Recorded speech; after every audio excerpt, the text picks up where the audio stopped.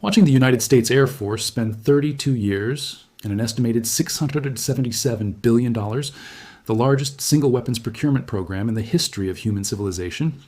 developing, testing, producing, and fielding the F-35 Lightning II as the centerpiece of American air dominance for the next half-century,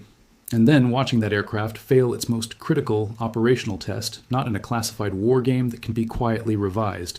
not in a simulation whose parameters can be adjusted after the fact, but in a real-world contested environment whose results have been independently verified by 3 separate intelligence services and whose specific technical details have now almost certainly reached the desks of the People's Liberation Army Air Force's senior planners in Beijing. Sounds like the kind of institutional catastrophe that the United States Defense Acquisition System was specifically designed, through its decades of review boards and operational test evaluations and independent cost assessments, to prevent. Yet that is precisely what has happened in the 72 hours since the classified after-action reports from Exercise Valiant Shield 25 were circulated to the senior leadership of Pacific Air Forces, Indo-Pacific Command, and the Office of the Secretary of Defense,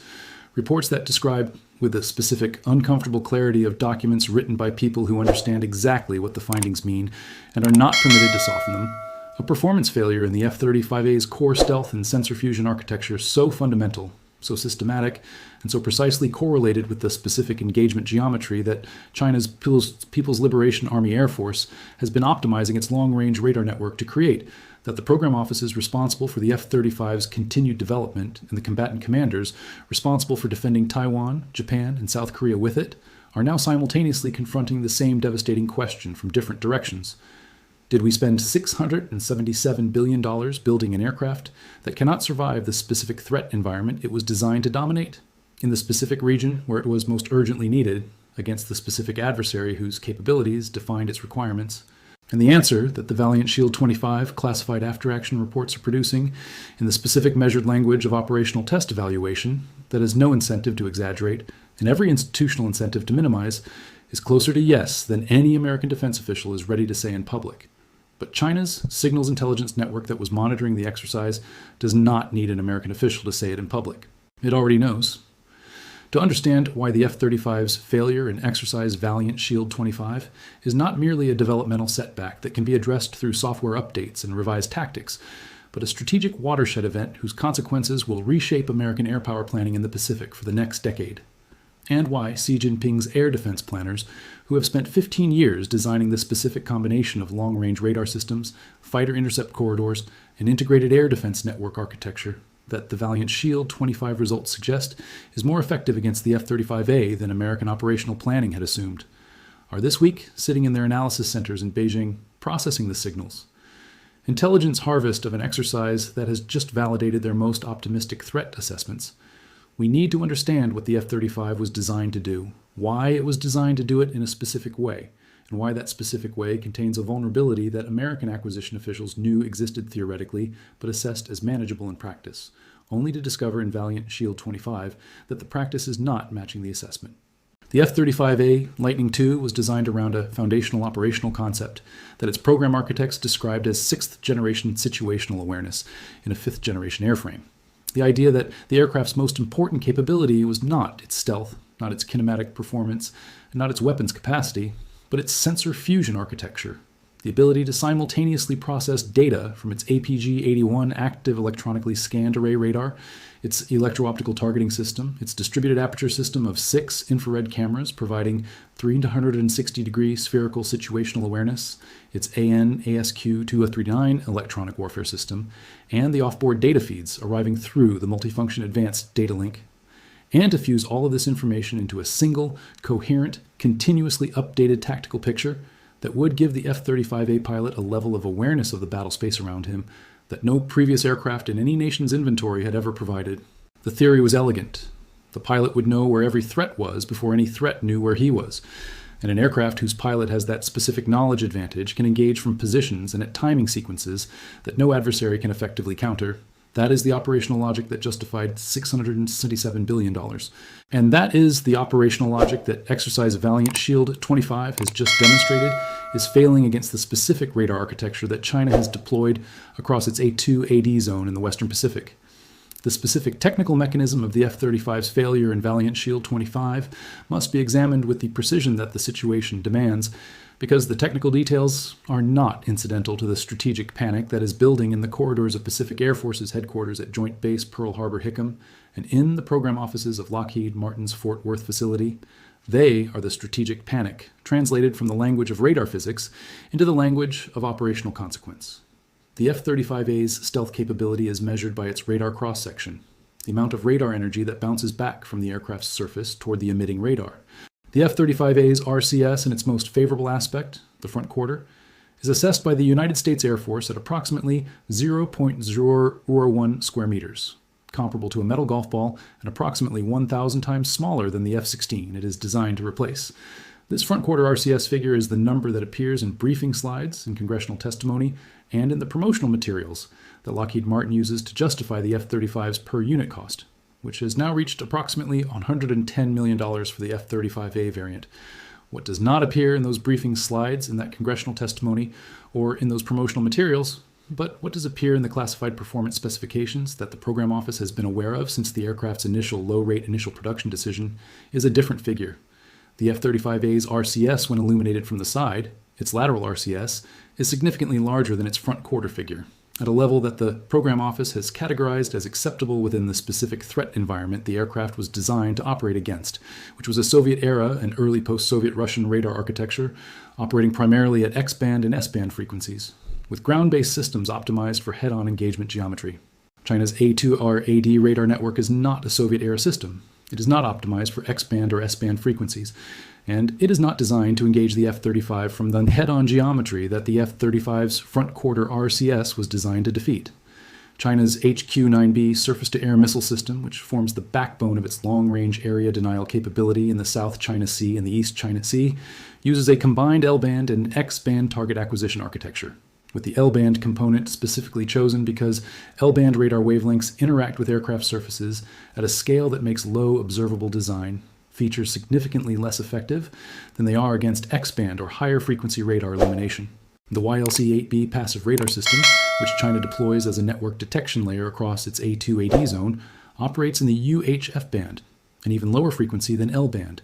and is specifically optimized to detect aircraft whose stealth design features were calibrated against X-band threat environments.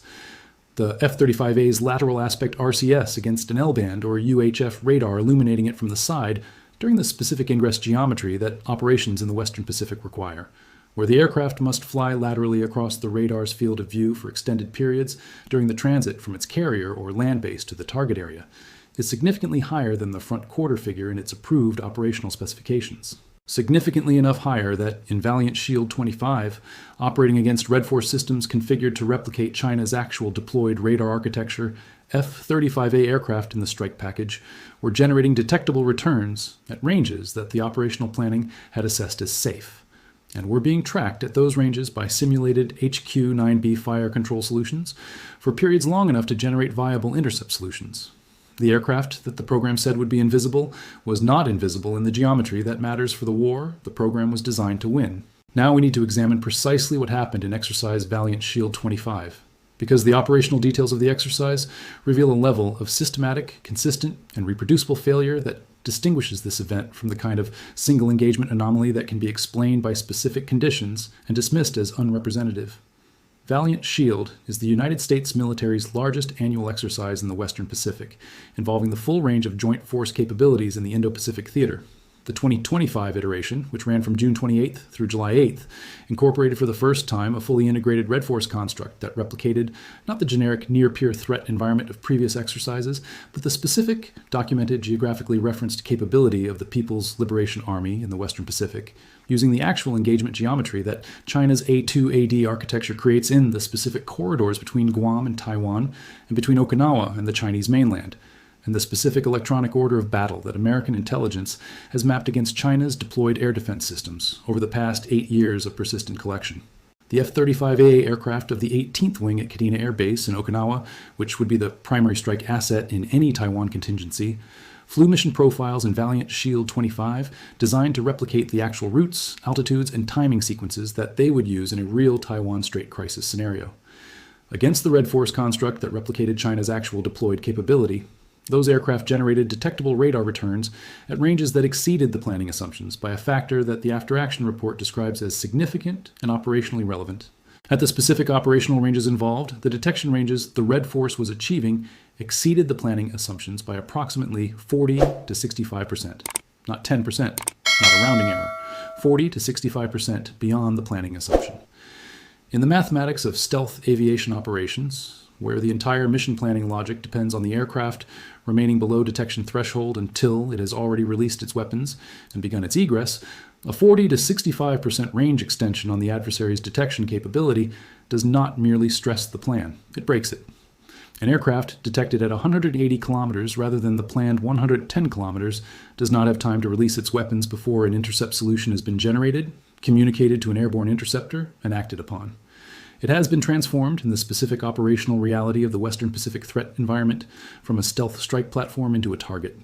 But here is where the F-35's failure in Valiant Shield 25 moves from the realm of the operationally concerning into the realm of the strategically catastrophic. And here is where the specific nature of what China almost certainly now knows, and what it will do with that knowledge, becomes the most important analytical question in American defense planning. The exercise was conducted in the Western Pacific, not at Nellis Air Force Base in Nevada, not at Eglin Air Force Base in Florida, not at any of the continental United States test ranges where the specific electromagnetic emissions of an exercise can be controlled and contained within the geography of the test site. It was conducted in the operational theater against realistic geography using realistic communications architecture in an electromagnetic environment that China's Signals Intelligence Collection Network,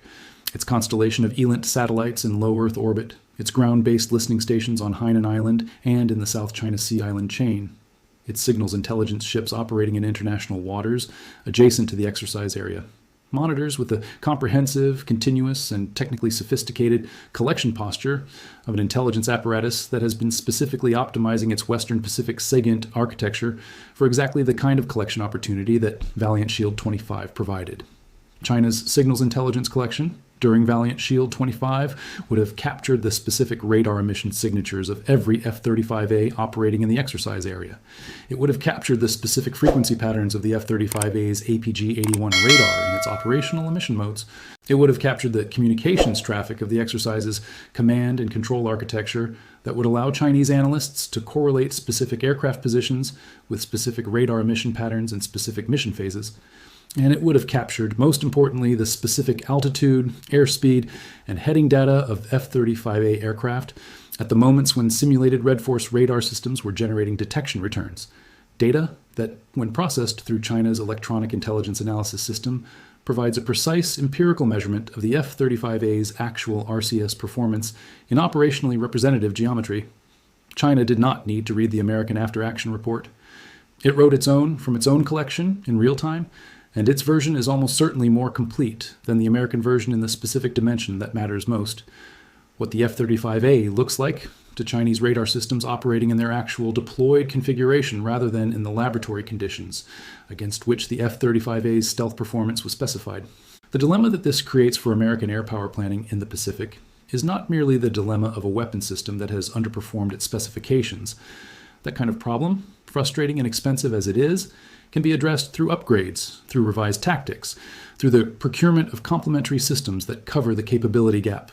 The dilemma that the Valiant Shield 25 results create is qualitatively different, because it is a dilemma that compounds in every direction simultaneously in a way that no single acquisition decision can resolve.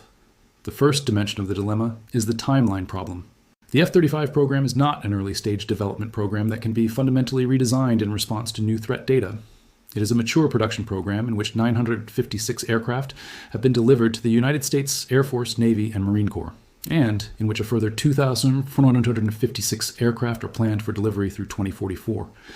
The specific stealth characteristics of those aircraft are determined by their physical design, by the shape of their fuselage, the composition of their radar-absorbent material coating, the geometry of their intake design, and the arrangement of their surface features, that cannot be fundamentally altered without a physical modification program of a scale and cost that would exceed the budget of any realistic near-term acquisition decision.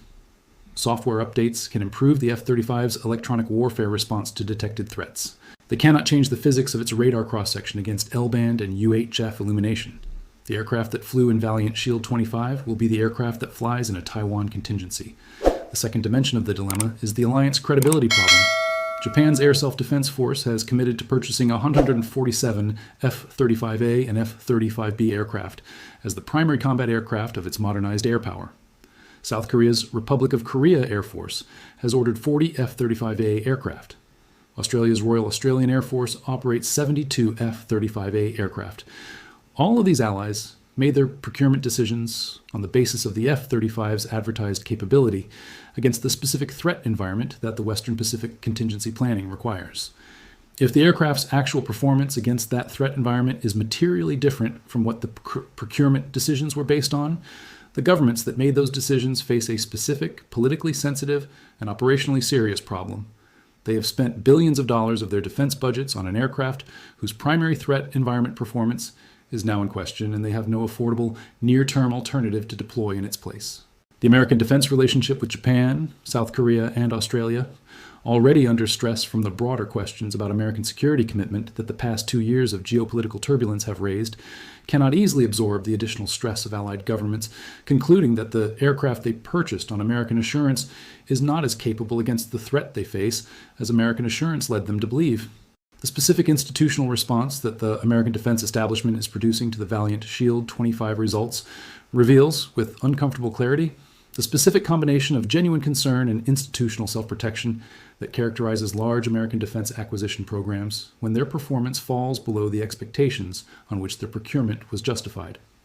The program office at the F-35 Joint Program Office in Arlington, Virginia, has issued an initial response that describes the Valiant Shield 25 findings as highlighting areas for continued improvement in a mature program whose overall capability remains formidable and whose ongoing Block 4 upgrade program will address the specific performance areas identified in the exercise. This language is not false. The F-35 is a formidable aircraft in many dimensions. Its sensor fusion architecture in lower threat environments delivers exactly the situational awareness advantage that its designers promised. Its Block 4 upgrade program, which includes improvements to the electronic warfare suite, enhanced radar capabilities, and expanded weapons compatibility, will make it more capable in some dimensions than the aircraft that flew in Valiant Shield 25. But the Block 4 upgrades will not change the physics of the aircraft's lateral RCS against L-band and UHF radar illumination. And the institutional language of areas for continued improvement and ongoing upgrade program is the specific vocabulary that American defense acquisition uses when it needs to acknowledge a problem without characterizing it at the level of severity that the classified data actually supports. The people writing that language know what the classified data says. The Allied governments reading that language know that American defense acquisition programs produce institutional language of exactly this character when they are managing bad news. The asymmetry of information between what the program office knows and what it is saying publicly is itself a form of strategic vulnerability, because it is an asymmetry that China's defense intelligence analysts, who have been studying American defense acquisition communications for decades with the specific professional attention of people who know exactly how to read the gap between what American officials say and what classified American data says, will exploit to construct the most accurate possible assessment of how serious the Valiant Shield 25 findings actually are.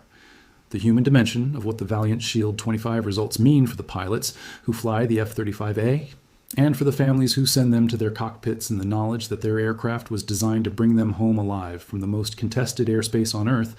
must be reckoned with alongside the strategic and institutional analysis. The pilots of the 18th Wing at Kadena Air Base in Okinawa are professionals of extraordinary skill and courage who have trained for years on the F-35A's specific capabilities and who plan their missions against the threat environment based on the performance specifications that their aircraft's program office has provided. Those specifications told them that the F-35A would be effectively undetectable in the specific engagement geometry of a Western Pacific strike mission until they had already closed to weapons release range. The Valiant Shield 25 after-action reports are telling them something different. They are telling those pilots that in the specific ingress geometry of a Taiwan Strait strike mission, against the specific combination of L-band and UHF radar systems that China has deployed across its A2AD zone, they would be detectable at ranges that give China's airborne interceptors, the J-16D electronic attack variant and the PL-15 extended range air-to-air missile it carries, a viable intercept solution before the F-35A has reached weapons release range. The pilots of the 18th Wing are being told through the measured language of an after-action report rather than through a direct briefing that would require someone to look them in the eye and say it plainly. that the aircraft they fly into the most dangerous airspace in the world is not as invisible as they were told. It would be to the adversary they were told it was designed to defeat. The economic dimension of what the Valiant Shield 25 results mean for the future of the F-35 program produces the kind of strategic budget dilemma that defense economists describe as a sunk cost trap, a situation in which a government has invested so much in a specific capability that the institutional, political, and financial costs of acknowledging the investment's limitations are perceived as exceeding the strategic costs of continuing to operate within those limitations rather than confronting them. The United States has spent approximately $677 billion on the F-35 program to date. The remaining procurement under current plans, 2,456 additional aircraft through 2044, plus the sustainment costs of the existing fleet through its designed service life, represents an additional investment of approximately $1.1 trillion at current cost projections. The question that the Valiant Shield 25 results are forcing onto the desk of every senior American defense official who has read the classified after-action report is the question that sunk cost traps always produce, but that institutional culture and political reality make extraordinarily difficult to ask honestly. At what point does the evidence of a capability gap significant enough to matter? In the specific contingency the aircraft was designed to address require a fundamental reassessment of the procurement plan rather than an upgrade cycle that addresses some dimensions of the gap while leaving its most physically constrained dimension unaddressed because it cannot be addressed through software or through weapons or through tactics, but only through the physical redesign of an aircraft whose production line is generating 3 aircraft per week? The broader implication of the F-35's Valiant Shield 25 performance for the theory of stealth aviation that has governed American combat aircraft design since the F-117 Nighthawk's debut in the 1989 Panama invasion extends far beyond the immediate tactical and operational questions about the F-35 specifically to illuminate something about the fundamental trajectory of the competition between stealth aircraft design and radar technology. The theory of stealth aviation rests on the foundational premise that it is possible to design an aircraft whose radar cross-section is sufficiently small across a sufficiently wide range of radar frequencies and engagement geometries to make the aircraft effectively undetectable in the specific threat environments that operational mission planning anticipates it will encounter. That premise has been valid for American stealth aviation, against Soviet-era radar systems optimized for the frequency bands and engagement geometries against which American stealth design features were calibrated. It is becoming less valid against Chinese radar systems specifically designed to exploit the physical constraints of stealth design by operating at frequencies and using engagement geometries that those design constraints do not adequately address. This is not a flaw in the F-35 program's execution. It is a logical consequence of the specific competitive dynamic between offensive stealth technology and defensive radar technology, a dynamic in which the stealth design choices that make an aircraft invisible against one radar architecture create specific physical constraints that a sufficiently sophisticated adversary can exploit by choosing a radar architecture that targets those constraints. China has chosen that architecture, and the Valiant Shield 25 results are the first operationally representative measurement of how effectively that choice has been translated into deployed capability. The American defense establishment is doing something that no amount of Block 4 upgrade announcements, no revised training programs, no tactical adaptation measures, and no reassuring press statements from the F-35 Joint Program Office can undo in the specific strategic environment that the Valiant Shield 25 results have created. It is bailing water from the flooding lower decks of an air power planning architecture that has just been shown to rest on an assumption.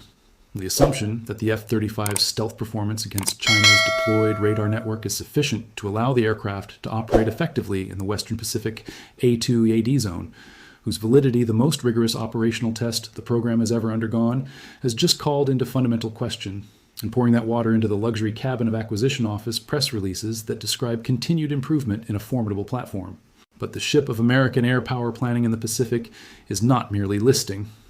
It has been shown, in the most operationally representative test available short of actual combat, to be carrying a structural assumption in its planning hull whose load-bearing capacity against the specific pressure of China's actual deployed capability is less than the design specifications of the ship required. And the water that is coming through the gap between the F-35's specified stealth performance and its measured stealth performance against China's L-band and UHF radar architecture is not coming in slowly. It is coming in at the rate that 40 to 65% detection range exceedance creates in the mathematics of Pacific Strike mission planning, fast enough that the Acquisition Office press releases, the Block 4 upgrade timelines, And the training program revisions are buckets being bailed from a hold whose breach is larger than any bucket can address. China knows the size of the breach. It measured it in real time during Valiant Shield 25. It is calculating right now in its analysis centers in Beijing exactly what that measurement means for the credibility of the American air power commitment to Taiwan. And that calculation, not the press releases, not the upgrade timelines, not the training revisions, is the calculation that will shape the most consequential strategic decisions of the next decade in the Pacific. So we want to hear your thoughts in the comments below. Do you believe the F-35A's demonstrated performance gap against China's L-band and UHF radar architecture, revealed by Valiant Shield 25 to exceed planning assumptions by 40 to 65% at the specific detection ranges that govern Pacific Strike mission planning, represents a structural flaw in the foundational assumption of American air power strategy in the Pacific, that no Block 4 upgrade, no tactics revision, and no complementary system procurement can fully resolve before the Taiwan contingency window that American intelligence assesses as opening in the late 2020s, leaving the United States and its allies with no credible airstrike option against a defended Chinese target set. And given that China's signals intelligence network was almost certainly monitoring Valiant Shield 25 in real time, and has now independently measured the F-35A's actual RCS performance against its own deployed radar architecture, giving Beijing a more accurate and more operationally specific picture of the F-35's true capability against Chinese defenses than any Chinese espionage operation targeting American classified programs has ever previously produced. Has the United States just given its most serious strategic adversary a gift of intelligence about its primary strike platform's specific vulnerability that will shape Chinese A280 planning and Taiwan contingency confidence in ways that $677 billion of procurement and 32 years of development cannot easily recover from? We would love to hear your thoughts in the comments below. To make long journeys more enjoyable, we also welcome you to our Spotify, where we present our video content in audio format. TGN presented.